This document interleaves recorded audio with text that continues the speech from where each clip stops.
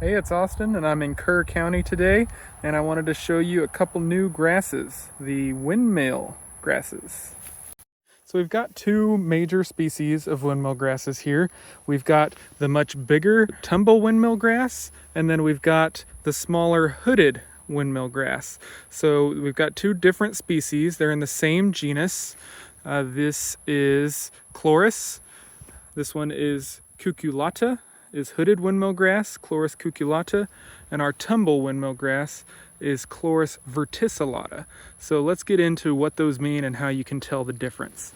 So if we look closely at the hooded windmill grass, Chloris cucullata, you can see that the seeds are really large, and they typically have little hairs that go along with the seed and on. That's just a term for a grass seed hair, an awn, A-W-N.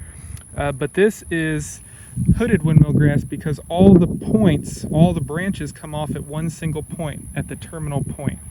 And then also on the hooded windmill grass, each of the seeds is kind of inflated. They almost look like little popped popcorn.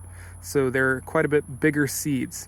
And then also, if you look at the branches themselves, they're going to be much shorter. These are only maybe 1.5 inches long, 2 inches, where if we look at the tumble windmill grass branches, seed branches, they're going to be much longer, so they can be up to 4 or 5 inches.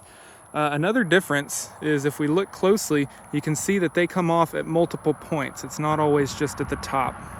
So the tumble windmill grass is going to be a bit bigger. Overall, it's just a bigger grass. So you can kind of see here, I've got a comparison. So here's a hooded, that's a pretty large hooded compared to a tumble. So let me pull that one up. So there's kind of a comparison right there. So the hooded is much smaller than the big tumble on the left. So these are two of our windmill grasses. They're not very desirable as far as livestock goes, but their seeds can be utilized for wildlife and birds. So they can be a little useful. And then they both have flat bases with short stolons. So here we talked about stolons before, just branches that create clones, but then they also have this flat base like this. Both of them will have that.